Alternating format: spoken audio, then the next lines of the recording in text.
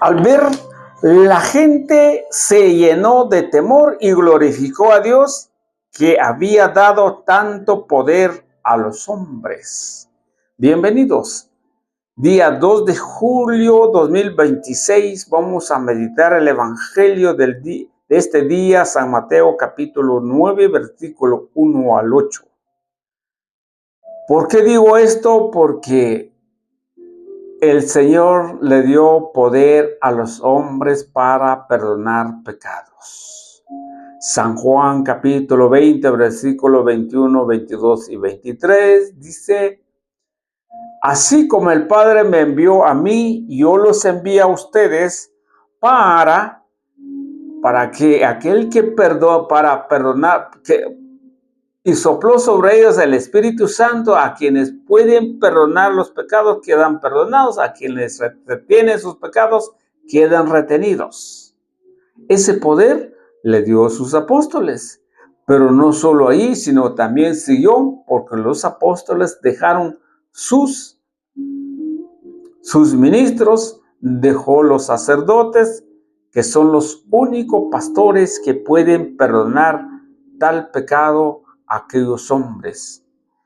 Por eso, cuando le dice al paralítico: ten confianza, hijo, se te perdonan tus pecados. Aquí viene algo muy importante. El paralítico, ¿a qué iba? Los hombres, ¿a qué iban? Para que cure, para que sane esta persona. Pero, número uno, por la fe de estos hombres, Jesús perdonó los pecados y se haya levantado. Oye, pero vamos a encontrar un poquito más, porque vamos a la primera lectura. Lectura del profeta Amós. En aquel tiempo, Amosías, sacerdote de Betel, le envió este mensaje a Jeroboam, rey de Israel: Amós está conspirando contra ti en Israel, y el país ya no puede soportar sus palabras, pues anda diciendo que Jeroboam morirá a espada, e Israel saldrá de su país al desierto. Amasías le dijo a Amós: vete de aquí, visionario, y huye al país de Judá. Gánate allá el pan profetizando, pero no vuelvas a profetizar en Betel, porque es santuario del rey y templo del reino. Respondió Amós: yo no soy profeta ni hijo de profeta, sino pastor y cultivador de higos. El Señor me sacó de junto al rebaño y me dijo: ve y profetiza a mi pueblo Israel. Y ahora escucha tú la palabra del Señor. Tú me dices: no profetices contra la casa de Israel, no vaticines contra la casa de Isaac. Pues bien está esto, dice el Señor: tu mujer será deshonrada en plena calle, tus hijos e hijas morirán a espada, tu tierra se le repartirán los voceros de voceros, tú mismo morirás en tierra pagana, e Israel será desterrado lejos de su país. Palabra de Dios, te alabamos, Señor. Salmo 18. La voluntad de Dios es santa. Todos, la voluntad de Dios es santa. La ley del Señor es perfecta, de todo reconforta el alma. Inmutables son las palabras del Señor y hace sabio al sencillo. La voluntad de Dios es santa. En los mandamientos de Dios hay rectitud y alegría para el corazón. Son luz los preceptos del Señor para alumbrar el camino. La voluntad de Dios es santa.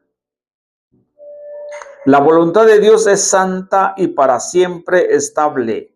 Los mandamientos del Señor son verdaderos y eternamente justos. La voluntad de Dios es santa, más deseable que el oro y las piedras preciosas. Las normas del Señor y más dulce que la miel en un panal de cotea. La voluntad de Dios es santa. Aleluya, aleluya. Dios ha reconciliado consigo al mundo por medio de Cristo y nos ha encontrado a nosotros el mensaje de la reconciliación. Aleluya. Lectura del Santo Evangelio según San Mateo. Gloria a ti, Señor. En aquel tiempo Jesús subió de nuevo a la barca, pasó a la otra orilla del lago y llegó a Cafarnaúm, su ciudad. En esto trajeron a donde él estaba un paralítico postrado en una camilla. Viendo Jesús la fe de aquellos hombres, le dijo al paralítico: ten confianza, hijo, se te perdonan tus pecados. Al oír estos, algunos escribas pensaron: este hombre está blasfemando. Pero Jesús, conociendo sus pensamientos, le dijo: ¿por qué piensan mal en sus corazones?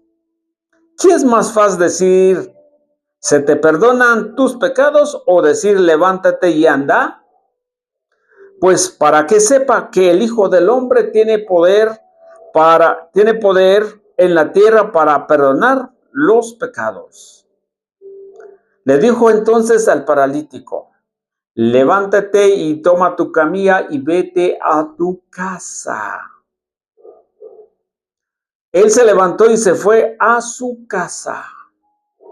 Al ver esto, la gente se llenó de temor y glorificó a Dios, que había dado tanto poder a los hombres. Palabra del Señor. Gloria a ti, Señor Jesús.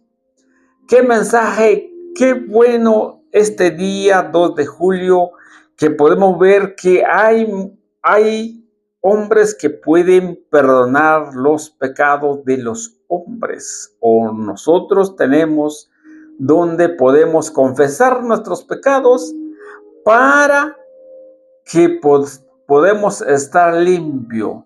Pero ¿quién es el que perdona los pecados? El Señor. Y por eso nos dice Efesios 5, 28, por ahí 29, Él limpia, Él la baña. ¿Quién es el que la baña? ¿Cómo se puede lavar? Cuando uno está sucio, viene del trabajo, sudoso, apestoso, ¿qué hace? Va a ir a bañarse y luego queda limpio. ¿Acaso ustedes y yo no cometemos pecados? Claro que sí cometemos pecados, y grandototes. Y por eso está el ministerio de la reconciliación, para poder perdonar nuestros pecados. Ya les había dicho que el Señor dejó ministros, y esos ministros, cuando nos dice el final del versículo 8, glorificó a Dios, que había dado tanto poder a los hombres. ¿Quiénes perdonan los pecados? Los únicos que tienen la autoridad, que están ordenados legítimamente, los sacerdotes y nadie más. Mire, vamos a ver un poquito el Evangelio la carta a Santiago, capítulo 5, versículo 13. Mire lo que nos dice la carta a Santiago. Dice: ¿sufre alguno entre vosotros? Que ore. Ahí está. Si sufre a alguien entre nosotros, que ore. ¿Está alguno alegre? Sí. ¿Hay enfermedades? Sí. ¿Hay alegría? Sí. ¿Qué hay que hacer? Dice que canten salmos. ¿Está enfermo alguno entre vosotros? ¿Qué hay que hacer? Cuando una persona está enferma de una familia o una comunidad, ¿qué hay que hacer? Que lo diga la Escritura. Que llame a los presbíteros de la iglesia. ¿Qué tal? Wow, que llama a los presbíteros de la iglesia. Y no nos dice las iglesias.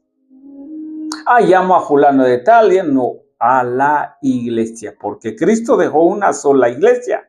¿Qué podemos hacer, queridos hermanos? No podemos decir que hay muchas iglesias. Que llame a los presbíteros de la iglesia para que oran por él y le unja con óleo en el nombre del Señor.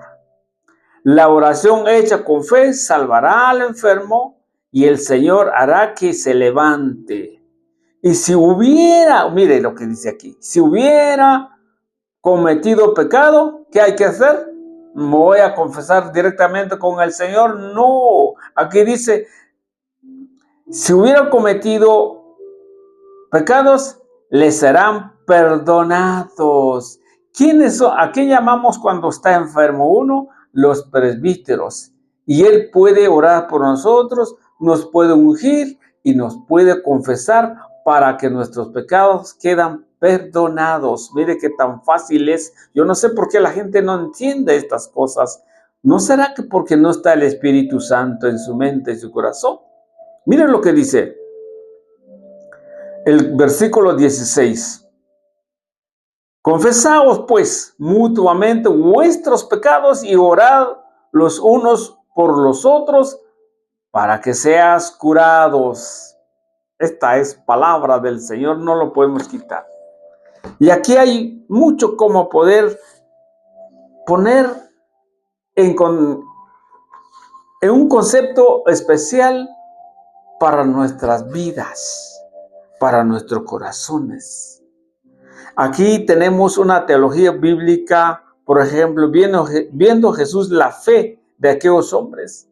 O sea, por la fe de estos hombres, Jesús se compadeció al paralítico y le dijo, ten confianza, hijo, y tus pecados quedan perdonados. ¿A qué venía el paralítico?